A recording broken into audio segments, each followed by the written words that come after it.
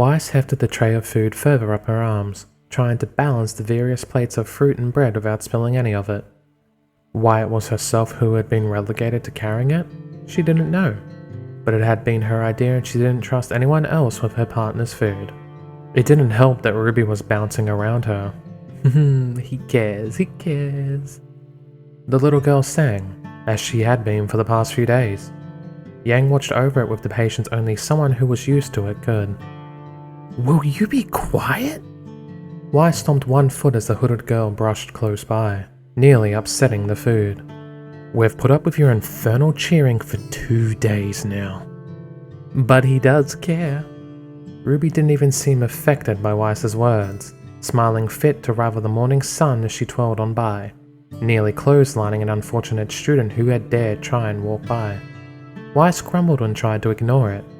It would have been easier if the girl hadn't been quite smug about it, as though to point out that she had been right all along and thus now had the right to rub it in their noses. I suppose you're right, Pyrrha said, expression calm, almost indulgent, even. How she could put up with Ruby's constant enthusiasm, Weiss had no idea. The girl must have the patience of a saint. And I'm still not sure whether I got the better deal in the exchange. Weiss sighed. Jaune was, well, what wasn't he? He was annoying, sarcastic, caustic, a philanderer, lazy, and not to mention willfully incompetent. He was also insane, apparently, if his recent actions were to be believed. The damage he'd done to the docks, even if the headmaster had laid the blame firmly on Torchwick and the White Fang. The cost alone must have been tremendous. Frankly, her partner was a madman. But he saved Blake. The girl in question walked closely beside her, head held high and wearing the same curious smile she had since that day. In some way, Weiss felt she walked a little closer to the team, as though she were more included somehow. It was a good feeling, a feeling of being whole. The team was finally coming together. It was finally working. That still likely made them the slowest team to bond in history, but at the same time, she couldn't bring herself to care. All that mattered was that in the end, Team JBWY, name still subject to change, could finally become the cohesive unit they were supposed to be, and against all odds, it was because of him. Then again, their early difficulties were also because of him too. But at least he finished the problems he started. Are you sure he's going to be released today? Ren asked Yang, matching his pace to hers. It seems odd that he would be released immediately after waking up. That's what the messenger said. It said he woke up last night after we visited, so I guess they've done their test on him through the night. Maybe they've got enough information already, so they're releasing him. Maybe they're releasing him early because he's annoying them too much. Weiss whispered. That's definitely a possibility too. It'll be good to have him back, lazy bastard that he is. The room's kinda empty now. Yang said and Weiss agreed, though she wouldn't admit it. It seemed foolish to say their already cramped room had somehow become lonely. What with 3 girls occupying a room the size of one of her old inn-suites.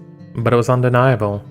Jaune's bed was next to hers, meaning that with him absent, the empty bed cut Weiss off from everyone else in the room, leaving her alone in the corner. It hadn't felt right. That was the only way she could put it. Well, I hope he's hungry. Ruby grinned as they approached the medbay. The small girl pushed ahead, swinging the door wide with total disregard for anyone who might have stood on the other side. Hi, Jaune. Ruby's eyes widened. Plates shattered on the floor, spilling milk and cereal everywhere. Yang tried to place a hand over Ruby's eyes, only to find that Pyrrha had already done so. Green eyes wide as she held a hand over the upper half of Ruby's face. Blake sighed. Nora giggled and Ren buried his face in his hands. Weiss, for her part, felt her teeth grind together. Well, the brown-haired woman coughed, tail swishing back and forth behind her. Now that we have conducted your thorough physical exam, Yang drawled, watching as the fox fauness climbed off the bed, buttoning her shirt back up and hiding her round breasts from view. Weiss didn't miss how Jaune pulled the covers up to hide his, well, the point of their joint. Weiss closed her eyes, taking deep breaths as she turned to burn the image from her mind. Mr. Ark's injuries were extensive, the woman said, doing up the last few buttons, adjusting her skirt and brushing some sweat from her brow. Her skin was flushed, brown eyes still hazy with something Weiss really didn't need to see. A full test of his physical capabilities is important, Miss Nee. You're still claiming that? Weiss asked. It would not do to send him out into potentially dangerous situations if he is not healthy. My pride and professionalism as a doctor would not allow me to. The woman's eyes narrowed, as though daring any of them to contradict that statement. Why should? It was unprofessional, immoral, and also quite frankly indecent. But it was also Jean Arc, which meant those things went without saying. It's safe to open your eyes, Ruby, Weiss said instead. The exam has come to a close. For now. Kitsune's tail flicked left and right, not at all put off by the red-faced 15-year-old girl whose expression said that even with Pyrrha's quick response, she had seen far too much. At least Jaune had managed to shut her up, even if his methods needed work. It may be necessary to arrange some appointments later on, just to monitor your progress. A teacher was not propositioning her partner. She was just being thorough. Weiss wondered whether she could convince herself to believe that, and if it would make dealing with the knowledge easier. Hi, Jaune. Ruby's voice was much quieter than it had been before, her cheeks still bright red, hands fidgeting. It's good to see you're awake. Hello, Ruby. He sighed, one hand coming over his eyes, the other frantically working beneath the covers to zip up his trousers. At least Weiss hoped that was what he was doing for his sake. I didn't expect you guys so soon. Clearly so. Weiss glared. We heard you woke up. Yang giggled and shook her long mane, as though the action could shake off the memory of what she'd just witnessed. We figured we'd come by and see how you'd been doing. Weiss even brought you some food to help you recover. You did? Jaune perked up, eyes wide. Weiss huffed. Eat it off the floor. She turned aside, arms crossed. More fool her for thinking to do such a kind thing for her partner. If he wished to act like a dog in heat, then he could eat on the floor on all fours like one. Uh-oh. Looks like Daddy's in the doghouse. To Weiss's frustration, Pyrrha, Blake, and Nora chuckled at that. The last thing she needed was for Yang's jokes about their team's roles to spread. Forget about that, and let us forget about this physical of his as well. That's the spirit. The doctor smiled. Weiss's eye twitched. We heard our teammate would be free to leave today. Is that still the case? It is. The woman's brown ears dipped a little. But he will still need to take it easy. The injuries he suffered were not insignificant. Weiss's expression hardened, the early embarrassment fading away as she looked towards her partner and leader. He rubbed the back of his head with one hand, laughing nervously as though nothing were wrong. He was naked from the waist up too, with his lower abdomen bandaged up. It was impossible not to notice the discoloration on his skin, especially around his left shoulder. Tell us. It was not a request. Hey. Jaune waved one arm. Isn't my medical record private? You can't just tell everyone. Your medical history is private. The Faunus woman nodded. But injuries sustained in the field of duty are not.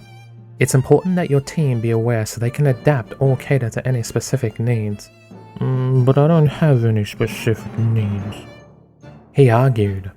Weiss felt her frustration swell, and it seemed she was not the only one who agreed. Yang's eyes flashed red, and even Blake's posture seemed to stiffen. There's no need to... Jaune. To Weiss's surprise, it was Yang who spoke, and more shocking was the tone of her voice.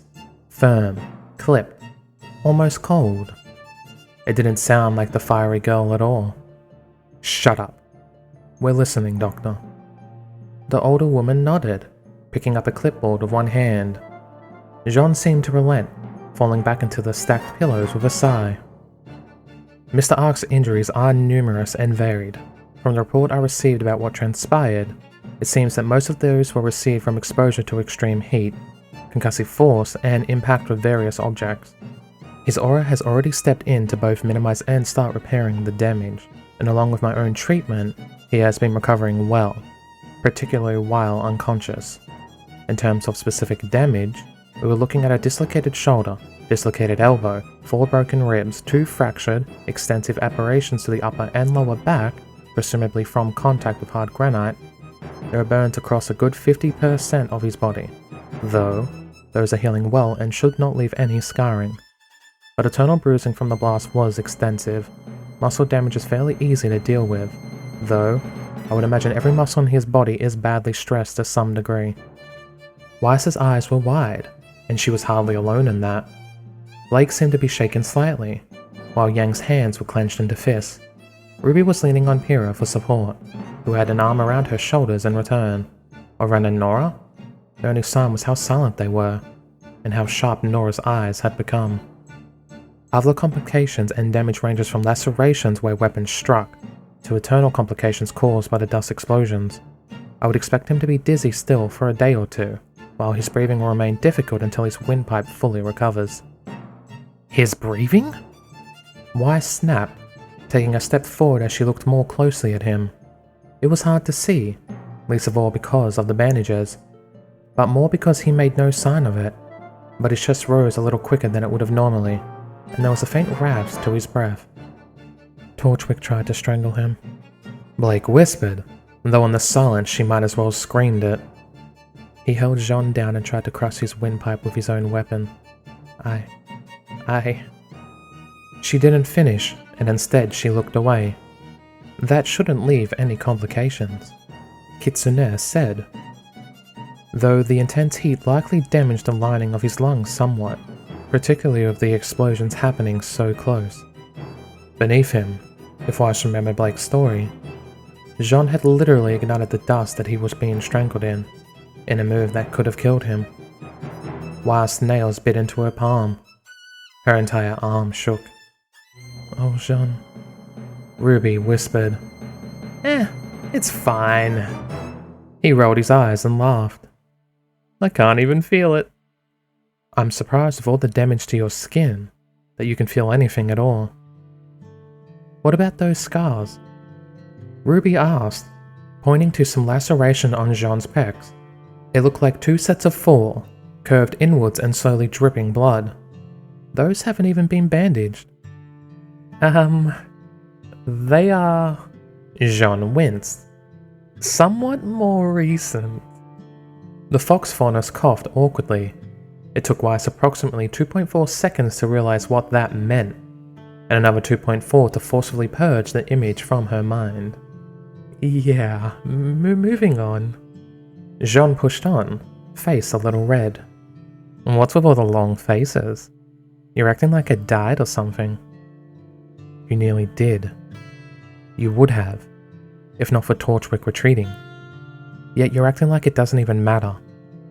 Like this is nothing more than a minor inconvenience," Blake said. She was more verbose than usual, though Weiss knew why. She could hear the anger in Blake's voice, anger that bellowed both concern and guilt. Blake blamed herself for it, and in some small way, she was right to, wasn't she? "Look, I'm fine." Jaune pushed himself into a sitting position. He only got halfway before Ruby and Yang were on either side of him, helping him up. He looked at them strangely, and Weiss felt a stab of irritation at that. Did he think he was impressing them or something? That this act somehow made him appear strong or tough? "He is fine to be released today. I will feel better if his team ensured he did not push himself unduly. That won't be an issue." The double meaning in Weiss's words would have been amusing in any other situation. The idea of Jaune pushing himself was laughable enough, But right now, they would not have allowed him to for whatever reason. Jaune groaned when he saw the serious looks on their faces, like he had the right to. Like he could look at them as they were the ones being dramatic. Then, he is all yours. The woman stepped back, letting Jaune push the covers aside and ease his feet onto the floor. He still wore jeans to their relief, but his upper torso was a mismatch of bandages and gauze. Jaune reached for his uniform jacket, only for Yang to snatch it first and hold it behind him, arms wide. Yang, I'm not a child. You'll stress yourself. Yang's eyes were firm, and after a moment to roll his eyes, Jaune held his arms back, letting her shift it onto him. Buttoned up, it looked like he wore a dirty white shirt underneath. You couldn't tell it was bandages unless she got closer. When did these come off? Jaune picked at one, though he soon gave up when Ruby slapped his hand away. In a day or two. You'll need to come back tonight to have them changed. Weiss made a mental note of that, if only because she was sure Jaune would not. For now, I would advise you to get some food, rest, and stay away from any strenuous exercise. You should be recovered by the end of the week, though I advise using the week's holiday to rest as well, just in case. No danger there. He muttered, clapping his hands together and making for the door. I'm starved. Let's... He paused, sighed and looked to either side of him. Yang was on his right, one hand under his arm as she supported him. Nora was on his left, in much the same position. Guys, I appreciate the gesture, but I can walk. Weiss sighed. She could already tell it was going to be a long day. Jaune sighed. This was shaping up to be a long day. Bad enough that the extent of his injuries had been read out in front of his team, but then they'd gone and completely overreacted to the damage, dedicating themselves to look after him. At any other time, he'd have been thrilled to have a bunch of beautiful women and Ren looking after him. It was every man's dream, and for what Ren lacked in the breast department, he more than made up for in his fruit smoothies. But this wasn't what he had in mind. That's all you're eating. Jaune glanced to the left, wondering why Weiss even bothered to phrase that as a question when he knew full well she wouldn't accept his answer. Her blue eyes stared down at the pieces of meat still strewn about his plate, of which he'd picked about and eaten his fill a few minutes earlier. He'd never eaten much at the best of times, but after so long living each day like his last, his portion sizes had shrunk noticeably. People didn't just eat because they were hungry, but because food tasted good, felt good. People enjoyed eating. Jaune had long since gone beyond that, having lived more than an average lifespan long ago. To him, food was just that, fuel that was used to top up an empty tank, and only as much as he needed to stop himself from feeling the pangs. I honestly can't eat anymore, he said honestly, pushing the blade away. 7 faces stared at him, their eyes narrowed onto his. He wasn't sure who pushed it back, but their expressions made it clear he wouldn't be able to leave without finishing off the plate. You already don't eat enough. Weiss snapped. And not healthily, either. Unless you've forgotten you spent the last few days unconscious, in what was almost certainly a coma. You need to eat. I don't need to eat. I think I know my body better than you do. Clearly not. What did she mean by that? Well, whatever she meant, she was wrong. After living those same days over and over, Jaune had a level of understanding of his limits far beyond what most did.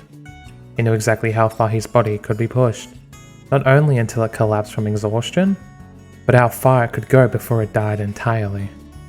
Something like this, the injuries that Roman had given him, they paled in comparison to that. His breathing? It hurt, yes, and taking rapid breaths was frustrating. But the pain was a reminder that he was alive. The burns that itched and ached across his body weren't easily ignored, as did the fact that moving his left arm sent pain racking up towards his shoulder. It just wasn't worth worrying about. Why couldn't they understand that? So, What have you all been up to while I was having a nap? Jaune asked, more in an effort to distract them because he cared. He didn't fool Weiss.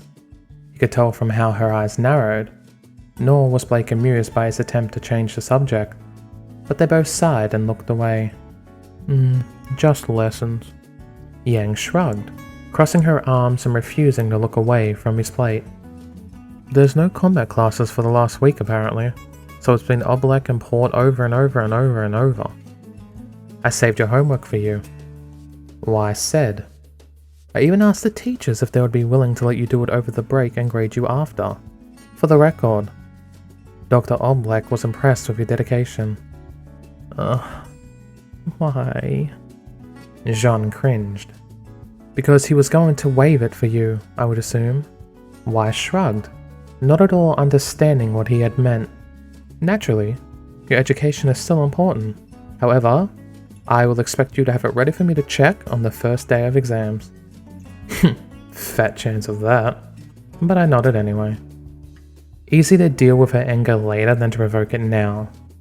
He would need to make sure Sapphire didn't see it, since her eyes would narrow and she would instantly force it upon him. The reminder of his family made him wince, something which had Ruby taking a step towards him in worry. I'm fine. He waved one hand, sighing in his head when she clearly didn't believe him. In truth, nothing hurt, except for the reminder that his family didn't know that his plan had failed. He would have to tell them, when he could think of a way to break the news anyway. There was always the next semester which he could try and get expelled from, but they were coming to Vale with the full expectation that he was going to go home with them afterwards. Just thinking about what happened. Speaking of, Yang settled down opposite him, the others crowding in close. You ready to tell us what happened? Huh? Jaune looked over their faces. Hadn't Blake told them? Had they not been there for the end of it? It's pretty much whatever Blake told you. Not much was different from my end. Not that. Weiss sighed heavily. I think how she meant how you knew about Blake in the first place. How did you know she was at the docks? And how were you able to hijack a pilot and a bullhead? And how were you able to fight Roman Torquich and a group of White Fang soldiers? They all asked many questions. Shit. There was really no other word to use. His team, not to mention Ruby's team, watched him with clear interest. No doubt having waited on the question for a few days now. He racked his mind for anything he could use to explain away his actions. It came up blank. A hysterical part of him said he should claim amnesia, but it was probably a little late for that. I didn't really fight Torchwick. Jaune went for the easiest of the questions, more so because it was the truth. His body still had the signs of it. The criminal's rather brutal beatdown, that was. A lot of his injuries were self-inflicted, but only because the alternative would have been worse. Jaune felt confident in saying he was more skilled than Roman. That didn't make up for the differences in strength, speed, and stamina. The White Fang grunts? Well, they can tell you how tough they were, but Torchwick kicked my ass. You still fought far better than you have in any of our training sessions, and even if the White Fang operatives were weak, there were more than enough of them to pose a problem to us. Even Sun didn't tear through them as easily as you did. Blake argued. Sun? Jaune asked, if only because he knew he was supposed to. The monkey faunus that was injured along us. He recovered, by the way. Jaune nodded, even though he had already known. Sun was a tough cookie, even if the guy didn't realize it himself. I don't know what to say. Jaune shook his head, shrugging. They were going to kill me, so I guess I just fought a little harder. It wasn't real swordplay. I just lashed out at anyone that came near. And if they knew how to fight, they might have been able to take me out a lot sooner. Doubtful. But he had said maybe. Jaune's style had been perfected over centuries. The perfect amalgamation of his own technique, mixed with Pyrrhus and then with a dash of dirt thrown into it. In all honesty, it had been Roman who taught him the latter, since every time Jaune fought him, men would pull out a manner of nasty surprises. You could only be blindsided by a surprise attack 1,000 times before you started to see the value in them. Adam wouldn't have been fooled, even if Jaune had been fast enough to hit him at all. The way you fought, though. Blake didn't seem able to give it up, and Jaune sighed as she bit her lip. You were so angry. I was being attacked. What do you want me to say? I was fighting for my life. I wasn't going to be casual about it when there was so much on the line. Fighting for hers too, which would place far more burden upon him. He could die at any moment. It didn't matter, but seeing her cut down and being forced to live on after, it would have been unacceptable. Blake opened her mouth to say something, but she didn't. She hesitated, looked at him, and glanced away almost awkwardly. We'll do more tests next semester, Weiss said, and Jaune didn't have to fake the groan that slipped from between his lips. The last thing he wanted was Weiss running experiments on him, especially when those would no doubt involve her stabbing him with her rapier to see how he reacted. I will make a hunter of you yet, Jaune. Why does that sound like so much like her friend? Pyrrha was never so cruel when she trained me. How you knew? Jaune blinked as he caught the end of the question from his old partner. Pyrrha sighed when she realized he hadn't heard her. I asked if you'd let us know how you knew. About the docs, I mean. Oh, right. I heard about it on the radio, he said slowly, noticing Weiss's eyes narrow immediately. Not the radio, the Bullhead radio. It was connected to the Veil network, the one they used to monitor where vehicles are and such. Weiss nodded to show she understood, and to his relief, the others seemed to accept that too. Once I was able to listen to that, it pretty much said that there were some unknown bullheads at the docks, and that the police had been alerted. I just took a risk from there and it turned out to be right. You're an idiot. What if it had been something worse? Something worse than racist terrorists with stolen military aircraft? Jaune felt like saying. Except it would have only given them more ammunition, and in the end he just shrugged. It was easier to accept being seen as an idiot than to try and explain away his actions. But you said the dogs. Ruby whispered, her voice cutting through his calm like Kuroka Moore's through the hide of a beowulf. Everyone turned to look at her. When I talked to you, she said, all innocence. You said Blake, then you said the dogs, before you ran away. Thank you, Ruby. It's quite the hole you've dug me there. Trust her of all people to see through his lies, and worse, not have the understanding to make note and ask him in private, as opposed to incriminating him in front of everyone. There wasn't a person at the table who couldn't put two and two together, and Jaune soon found himself under their glares once more. Most of them looked unimpressed, Blake suspicious. Weiss looked like she was considering murder. I don't know how I knew, he said at last, knowing the answer wouldn't satisfy even if he had said it. Pyrrha sighed, while Yang leaned back and crossed her arms.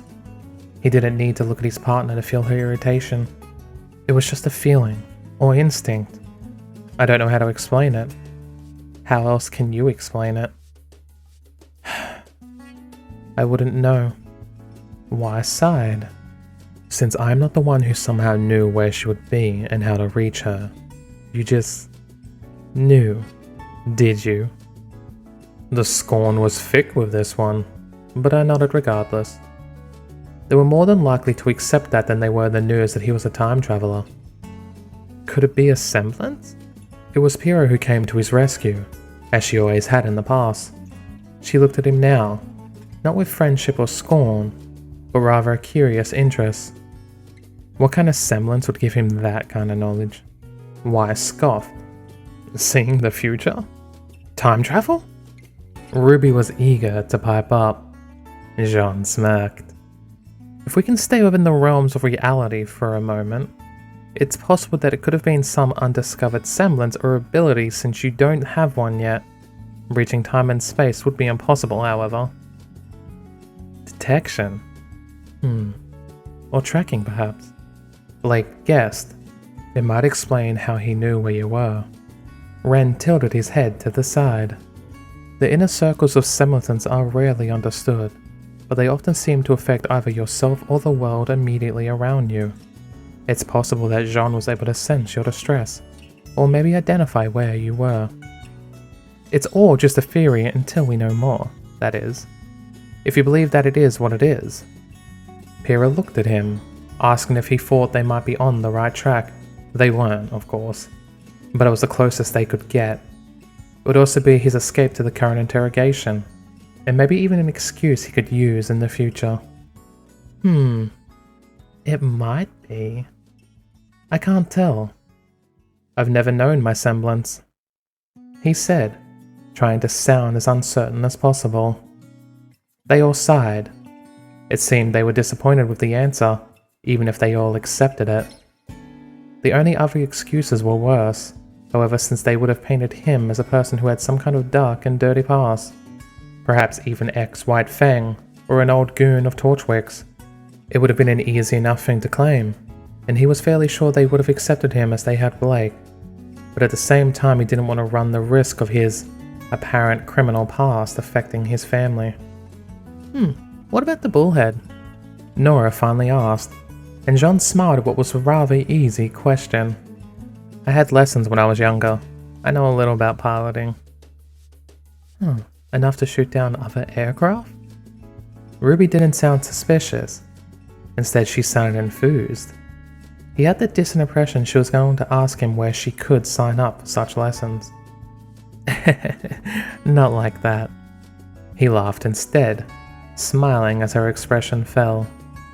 I mean, I learned how to pilot a normal one, but even then only to an amateur level. He looked to Blake, nodding in her direction. Again, if you recall, I only did well enough to shoot one down before I was knocked out of the sky. They didn't see me coming. Even an idiot can click a big red button in the direction of a stationary target. If they knew how to hack into the computer enough to bring up said systems without authorization, and enough to disengage the auto-targeting system and safety measures, he didn't add that. As for starting the whole thing up, one of the pilots was sat right by it. I just took his keycard to start it. Taking off is easy, as is flying. It's landing which is hard, and well, you saw my landing. I think all of Vale saw your landing. Yang grinned, referring to the fires that had spread from it. Nice touch, by the way. I suppose your career as a bullhead pilot crashed and burned through, eh? Eh? Yang frowned as everyone booed her at her awful pun. So, the interrogation's over then? Jaune asked, breathing a sigh of relief. Weiss continued to stare at him, as did Blake, but neither seemed to have any questions left. Lucky I managed to convince them of this much anyway. He sighed in relief. And what was better? They all had forgotten about the half-eaten food on his plate. Jaune was lying. Blake knew that. There were too many holes in his story. Too many discrepancies. She was fairly sure everyone else had noticed too, but they had all decided that like her, they wouldn't push the issue. As the day passed and they finally returned to their room, the curiosity building up inside Blake had already reached bursting point. She wished she could force those answers out of him, ask how he'd known and why he had come. But she promised him that she wouldn't, hadn't she? And so, with a great sigh, Blake Belladonna swallowed her suspicions, locking them away where they would hopefully not bother her. He had lied, and she was content in knowing that. It did not make him a bad person. She lied all the time. It just meant that he did not wish to reveal his past, and in some strangely comforting way, that he did not wish to tell them that it was none of their business either. Like Ruby said, time and time again, he did care. He just showed it in strange ways. Like risking his life to protect hers, like stealing a bullhead and flying it across a Vale, or engaging trained pilots in aerial combat, struggling on the ground against an infamous criminal, before igniting the dust around them with not a hint of hesitation. Golden eyes drifted shut, trying to forget that terrifying scene. She hadn't even realized how she had screamed his name at that time, voice hoarse, filled with anguish. She really thought he had died right there, giving his life just like that, with not a hint of fear. She had seen hardened White Fang veterans with less conviction. Seeing it in someone her own age was frightening, but this time, unlike before, she felt confident in saying it was not aimed at her. But how? And why? The question burned in her mind. What had he been through to create such drive, such casual discard for his own life? Even now she watched him, as he struggled out of his jacket, revealing fresh, new bandages. Wai strode forward, berating him for playing with them as Zhang offered to help him put on the flannel tee he slept in, her arms holding the head open like one might to a small child. His arms were crossed, his body language saying he clearly didn't appreciate the gesture or the compassion. Wai seemed frustrated at that, shouting something about how he perceived Macho was neither needed nor wanted. Blake didn't think that was the case. She watched as he sighed and held up his arms. She could see his bandages bench and stretch, in what must have been a painful motion, yet his face didn't so much as twitch. "You're as troubling as ever," she sighed. An enigma that haunted her one moment, then made her feel worried the next. She owed him her life. The least she could do in return was keep his secret and not call him out on his lies. But it felt too little. She would have helped him, if she thought for even a second that he might ask. But he was not a man who relied on others. She could tell. Ironic, then, that he criticized her so, shouting at her foolishness for going in alone, when he had done the same. He had been right. She knew that. But that didn't make him right to have done the same. "I don't know what to do," the girl thought to herself, laying back on her bed.